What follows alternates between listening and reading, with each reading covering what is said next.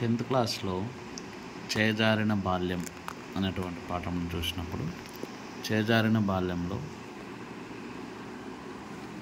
శీలం వీర్రాజు కవి ఇతివృత్తం వచ్చేసి వ్యక్తిత్వ వికాసము, ప్రక్రియ, వ్యాసము. దీనిలో నవలలు, కథా సంపుటాలు, తర్వాత కవితా సంపుటాలని 3 రకాలు ఉన్నాయి. సో నవలలు వచ్చేసి మైనా, కరుణించని దేవత, వెలుగు రేఖలు. కథా సంపుటాలు వచ్చేసి మనసులో కుంచే, రంగుటద్దాలు, మబ్బు తెరలు, సమాధి, ఊరు వీడ్కోలు చెప్పింది. కవితా సంపుటాలు వచ్చేసి కొడగట్టిన సూర్యుడు, కిటికీ కన్ను, ఎర్రడబ్బా రైలు, పడగు పేకల మధ్య జీవితం. సో దీన్ని ఒకసారి కోడ్ చూద్దాం.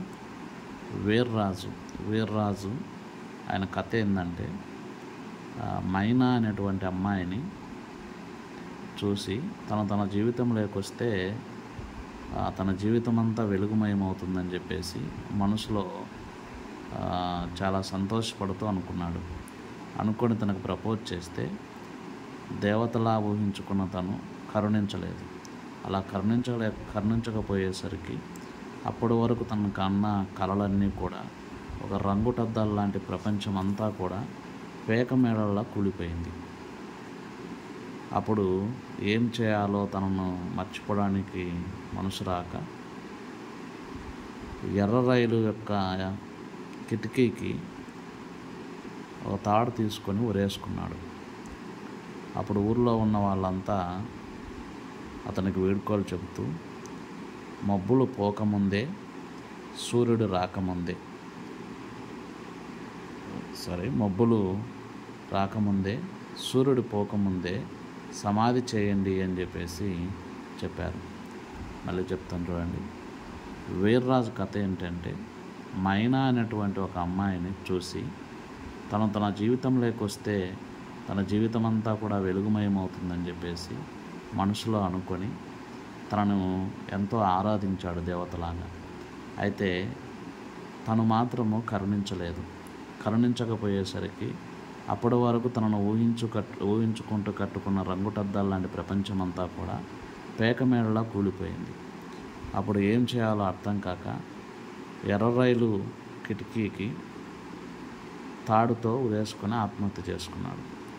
అప్పుడు ఆ ఊర్లో ఉన్న వాళ్ళంతా అతనికి వేడుకలు చెప్తూ తర్వాత మబ్బులు రాకముందే, సూర్యుడు పోకముందే సమాధి చేసేయండి అని చెప్పేసి చెప్పడం జరిగింది. సో ఇక్కడ వీర్రాజు అనేటువంటి ఆయన కవి పేరు, మైనా అనేటువంటిది నవల పేరు మైనా, తర్వాత వెలుగు అనేటువంటిది వెలుగు రేఖలు, తర్వాత మనస్సులో కుంచే, తర్వాత కరుణించని దేవత అంటే నవల, తర్వాత రంగుటద్దాలు అనేది కథా సంపుటాలు, పేకమేళలా కూలిపోయింది అంటే పడగు పేకల మధ్య జీవితము, తర్వాత ఎర్రడబ్బా రైలు కవితా సంపుటాలు, కిటికీ కన్ను, తర్వాత వీడ్కోలు చెబుతూ ఊరు వీడ్కోలు చెప్పింది, తర్వాత మబ్బులు అనేటువంటివి ఇక్కడ మనకు మబ్బు తెరలు, తర్వాత సూర్యుడు అని అంటే కొడగట్టిన సూర్యుడు, సమాధి చేసేయండి, సమాధి అనేటువంటిది కథా సంపుటం. సో ఇలా సింపుల్ కోడ్తో మనం గుర్తుంచుకోవచ్చు.